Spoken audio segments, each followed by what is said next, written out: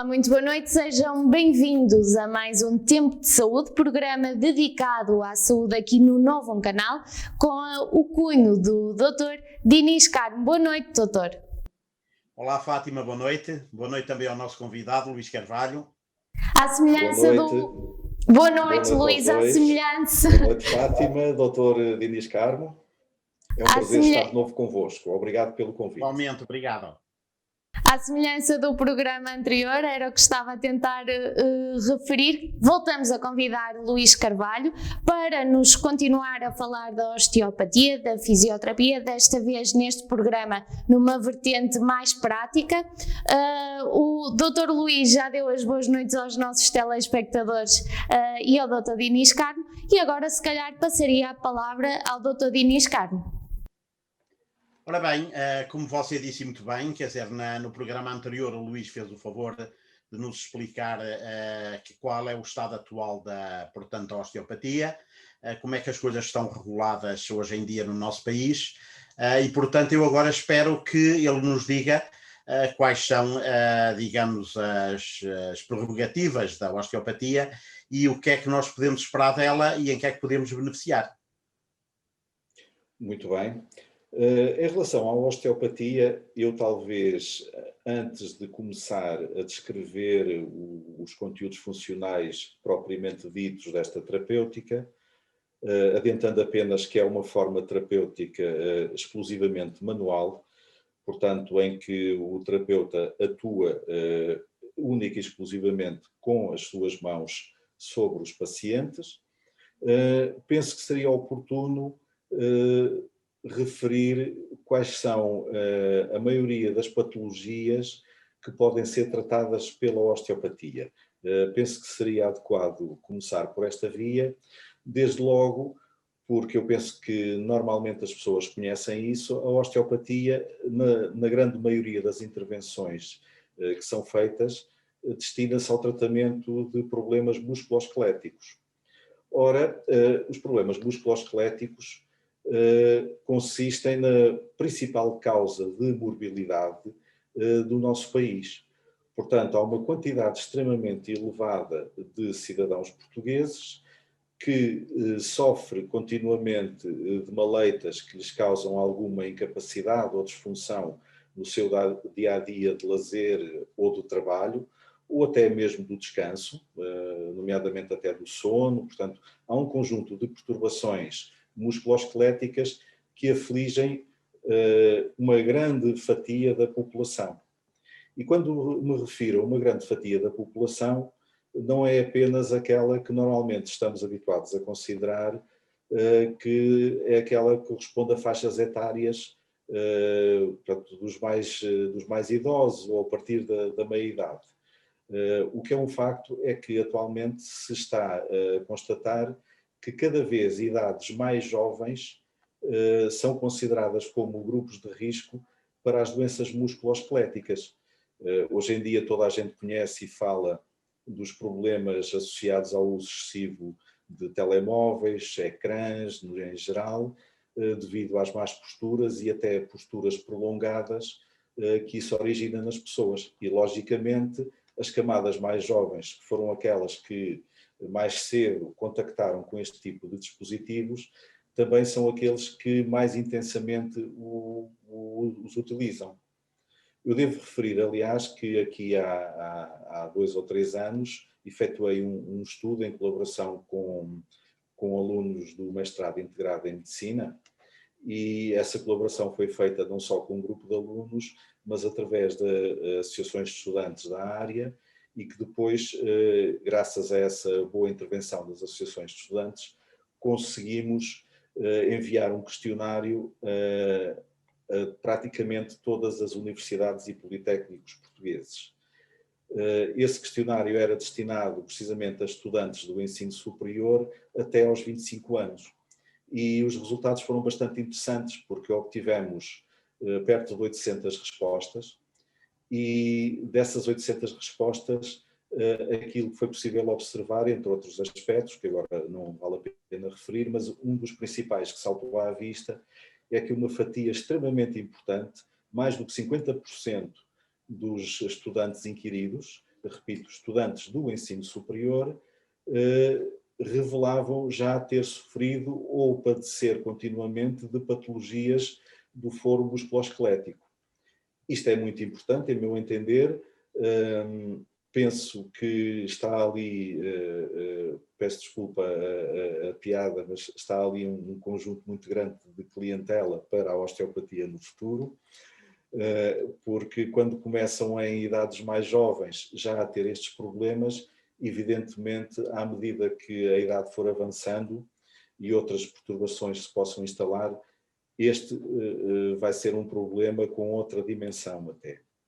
E, portanto, daí podemos ver que a osteopatia tem uma larga capacidade de intervenção sobre a população em geral. Nesse aspecto, como eu disse, e falando das técnicas propriamente ditas que são utilizadas, obviamente são técnicas exclusivamente manuais, em que o osteopata vai interagir com o corpo do paciente e vai interagir sobre que zonas? Sobre, nomeadamente, a pele, que é uma fonte bastante importante de informação para o equilíbrio postural e de movimento do corpo, como também vai avaliar a capacidade de movimento daquela pessoa. E essa intervenção será normalmente feita através de toques e pressões e movimentos dirigidos aos vários segmentos interessados, com o objetivo de obter a correção e das posições que estejam anómalas e também o alívio da dor. Eu vou particularizar um pouco melhor, não sei se até ao momento surgem algumas dúvidas daquilo que estou a dizer. Olha, eu só queria, portanto, fazer duas observações, porque realmente parece-me que você começou da melhor maneira. E então, se bem entendi, nós verificamos já aqui que há uma diferença entre a osteopatia e a fisioterapia, porque todos nós sabemos que a fisioterapia, que para além das técnicas manuais, utiliza também uma multitude de meios físicos, desde ultrassons, desde laser, desde diatermia de ondas curtas, etc. E, portanto, segundo eu entendi, portanto, a osteopatia não faz isso. Portanto, a osteopatia utiliza preferencialmente ou exclusivamente, portanto, a manipulação, portanto, as técnicas manuais, a manipulação. Estou correto? Em absoluto, porque, pelo menos na minha interpretação da osteopatia, que não é só minha, mas também dos conteúdos funcionais que estão consignados na lei, a intervenção é exclusivamente manual. Portanto, todos os meios como a eletroterapia, a acupuntura, etc., não fazem parte daquilo que é a osteopatia. Dessa forma, o osteopata vai, antes de mais nada, fazer um diagnóstico do paciente. Esse diagnóstico é sempre de um ponto de vista global da saúde do paciente, isto é, não interessa unicamente saber se a pessoa tem alguma dificuldade de movimento ou alguma dor determinada, importa também encarar outras situações, como por exemplo o tipo de trabalho que a pessoa desenvolve, se tem perturbações de descanso, se sofre de algum tipo de stress, porque isso de várias formas vai influenciar quer o percurso da dor, quer a incapacidade funcional da pessoa. Dito de outra forma, e até nos tempos atuais em que há muita gente em teletrabalho, portanto, utilizando essa situação como exemplo, vemos muitas pessoas durante o dia a trabalhar em frente ao computador em posições estáticas e com muito pouco exercício. E está a surgir lentamente, mas de uma forma bastante clara, um novo tipo de afecções ligadas ao teletrabalho. Eu próprio tenho constatado isso e já tenho visto também na literatura médica essa situação referida. Porquê? Porque são hábitos que se alteram, detectam-se também alterações depois a nível do descanso e outras situações relacionadas com a natureza do teletrabalho que não houve tempo devidamente de treinar ou esclarecer aos trabalhadores. E está a ser fonte de doenças do foro musculoesquelético muito intensas e perturbações que as pessoas, que obriga as pessoas a recorrer aos nossos serviços e às vezes com situações bem complicadas de debelar, porque lá está, são derivadas de uma obrigação, de um trabalho, de um gesto repetitivo, que, portanto, não adianta nós, por exemplo, educarmos o paciente de uma certa forma para evitar fazer aquele gesto, porque aquele gesto é precisamente o trabalho e o modo de vida dele. Então, o que nós temos que fazer é aconselhar sobre o que serão posições corretas, por exemplo, só que muitas vezes o próprio paciente já não é capaz de as assumir ou já perdeu essa noção. E aí entra a intervenção mais ativa, a terapêutica manual propriamente dita, que ajuda à correção e ao assimilar de novas posições e novas possibilidades de movimento. Resta ainda, para concluir, informar que, por vezes, as pessoas tentam recorrer à prática desportiva, e isso é extremamente benéfico, só que muitas vezes, de uma forma desinformada, vão tentar praticá-la, apesar de terem uma ou outra disfunção articular ou musculoesquelética. E isso, obviamente, só vai agravar o seu estado e não beneficiá-lo como seria aquilo que seria de esperar. Aproveito então até para deixar aqui um alerta para as pessoas que possam encontrar-se nessa situação, para que de facto recorram à osteopatia, que lhes permitirá, de uma forma mais suave, introduzir uma prática desportiva que até ao momento não mantinham. Eu penso que aqui até estou a utilizar algumas frases e alguns conceitos que o Dr. Dinis Carmo, e muito bem, já apresentou no seu programa anteriormente. É verdade, era precisamente isso que eu ia referenciar, que o Luís tocou aqui em aspectos que tínhamos falado com o Dr. Dinis Carmo num outro programa, relativamente à prática de exercício físico, prática de desporto, não é, doutor?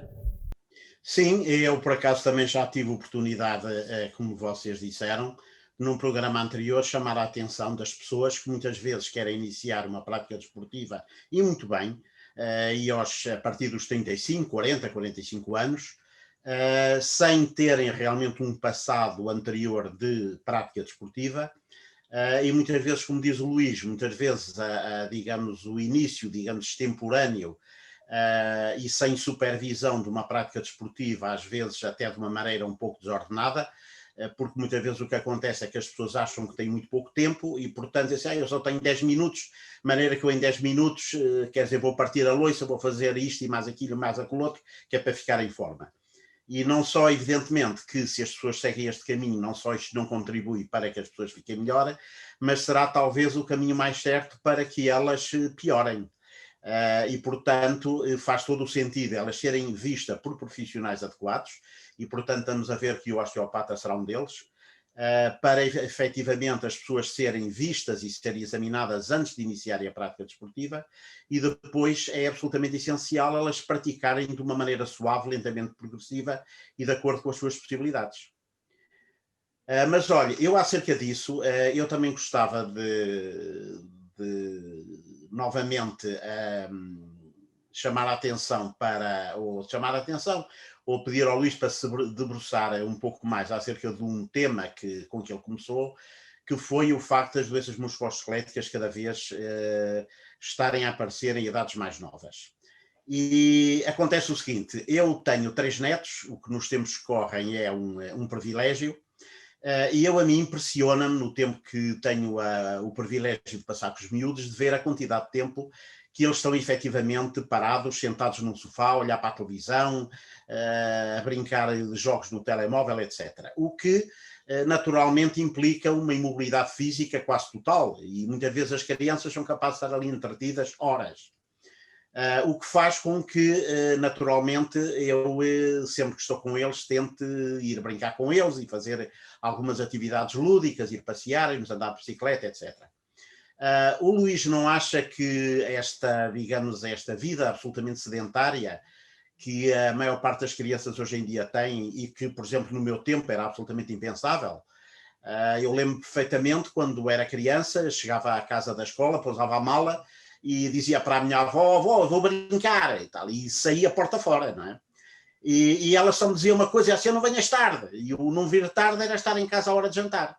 E nós, desde que eu saía da escola, portanto, desde as 2 ou 3 da tarde, depois de acabar de almoçar, até à noite, andava na rua a correr, a saltar, a brincar, a trepar às árvores, a pintar a manta.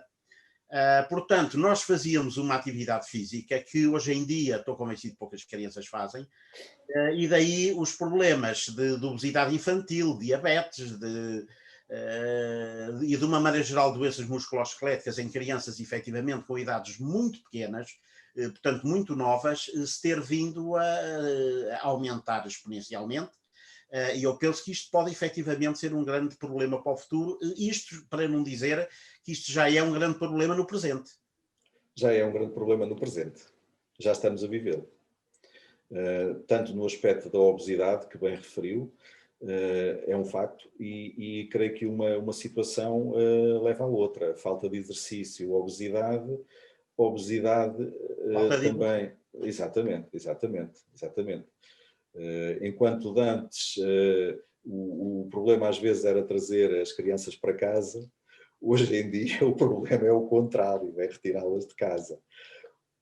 E por acaso até está-me a ocorrer outra situação que também já tenho visto referida na literatura médica nos últimos tempos, que é não só as consequências do confinamento de crianças, jovens e adultos, não é? Que também levou à diminuição da prática física e até do apetite e do estímulo para ser feita, como numa esfera até um bocadinho afastada disso, mas não deixa de ser consequência da pandemia, e que também já vi referido na literatura, que é a ocorrência de dores musculoesqueléticas com bastante frequência em ex-pacientes de Covid, que também está a ser referido, e já vi vários médicos em fóruns e em literatura publicada a referirem-se a essa situação. Portanto, há aqui um pano de fundo muito grande para a atuação de várias disciplinas, desde a ortopedia, a osteopatia, a fisioterapia, a acupuntura, etc. Todas estas áreas terão que saber atuar em conjunto para ajudar a população a ultrapassar estas dificuldades. E também a educação física, como é evidente. Luís, daí ser também tão importante nessa primeira consulta com o utente, com o paciente, reconhecer os hábitos de vida do próprio paciente. É fundamental.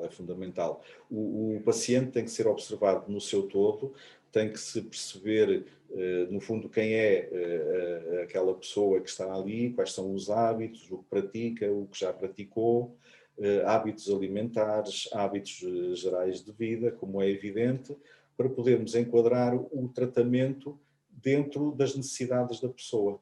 Aliás, o próprio fundador da osteopatia, aquilo que preconizava era que o osteopata encontrasse o problema da pessoa, que o tratasse e depois deixasse a própria natureza por si só ir resolvendo a situação depois de um primeiro estímulo dado pelo osteopata. Obviamente daqui já se está a perceber que normalmente são poucas as sessões, são sessões muito completas e que depois deixam a natureza fazer o seu caminho. Aliás, há o princípio da autocura também subjacente à osteopatia, em que a própria natureza e os hábitos de vida da pessoa irão fazer o restante. Portanto, considera-se aquela lesão muitas vezes como um incidente de percurso. Já não temos muito tempo, não sei se o Dr. Dinis Carmo quer colocar mais alguma questão ao Dr. Luís Carvalho. Olha, eu no fundo gostava também de fazer só uma reflexão, também de acordo com aquilo que acabou de dizer o Luís, e que me parece muito importante, aliás, já o exprimi também várias vezes neste programa, é que no fundo aquilo que nos está a dizer é que a osteopatia que tem uma visão, digamos, holística, digamos assim, global da pessoa. E eu penso que isto é absolutamente muito importante, porque como nós também já várias vezes falámos aqui no programa, hoje em dia há uma tendência dos profissionais para se especializarem cada vez mais. E aquilo que nós verificamos é que as pessoas não só se dedicam apenas a uma área, mas muitas vezes dentro de uma área específica só se dedicam a um problema. E isto, evidentemente, embora tenha algumas vantagens do ponto de vista técnico, e isto permite realmente às pessoas adquirirem uma grande quantidade de conhecimento acerca de uma área, mas a verdade é que nós não somos um olho, não somos um nariz, não somos uma orelha. Aliás, nós sabemos que, do ponto de vista humano, muitas vezes um dos grandes problemas é que nós muitas vezes temos sintomas ou temos numa determinada parte do corpo e a causa está localizada num outro órgão completamente diferente. E, portanto, eu acho que é muito importante as pessoas manterem uma visão holística do corpo humano. Aliás, sabe que alguém disse, e eu assino por baixo, que um dos grandes problemas de quem só tem um martelo é quem só tem um martelo tudo lhe parece um prego. E isto efetivamente é verdade e muitas vezes é perigoso no que diz respeito à saúde.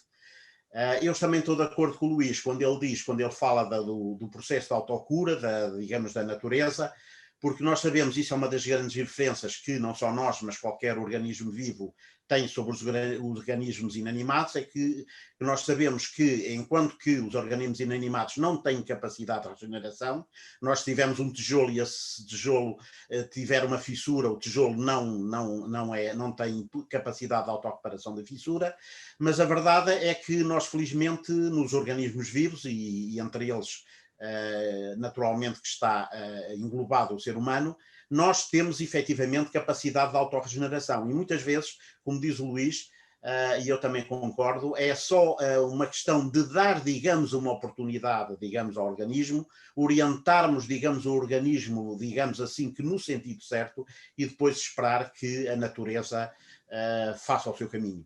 Quer dizer, nem tudo precisa de tratamento.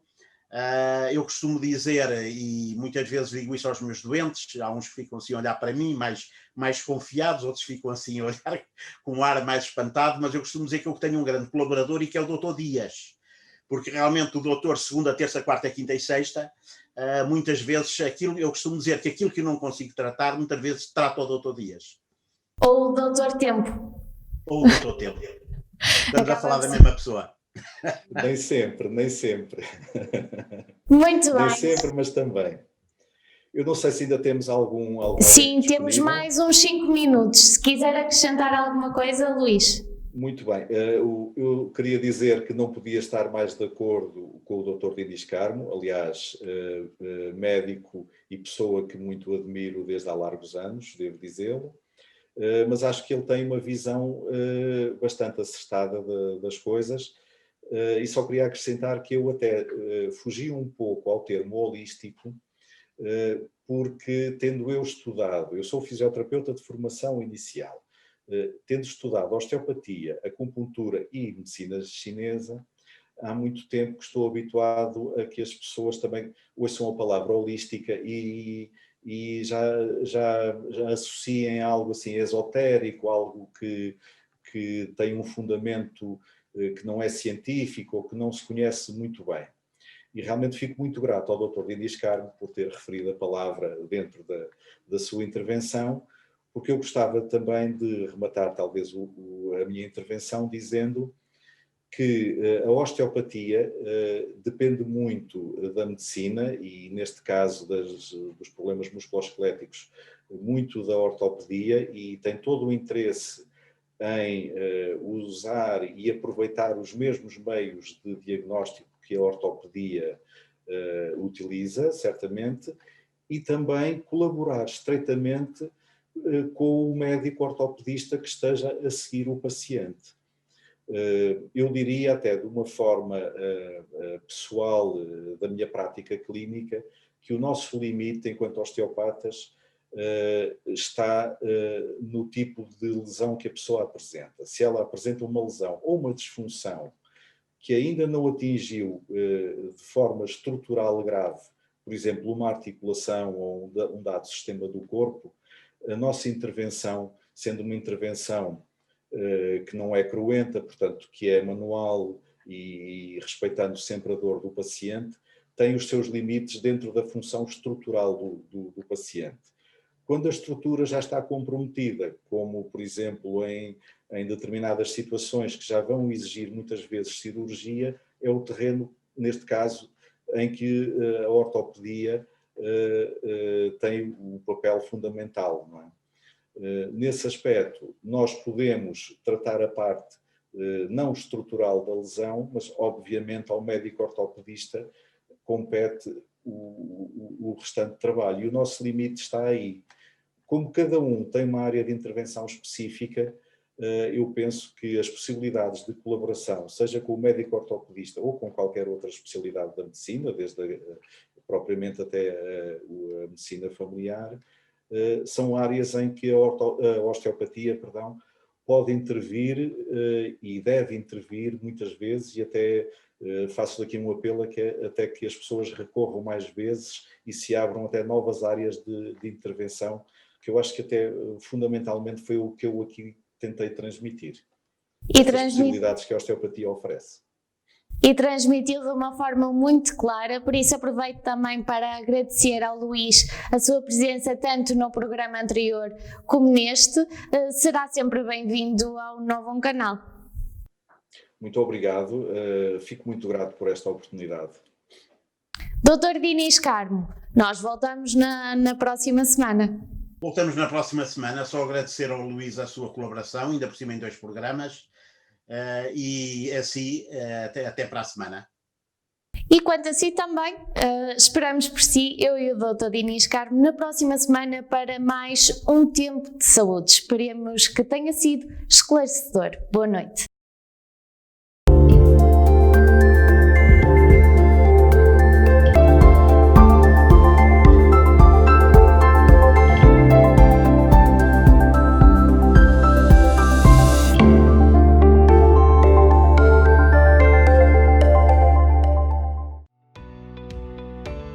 Novo Canal, sempre novão, sempre seu.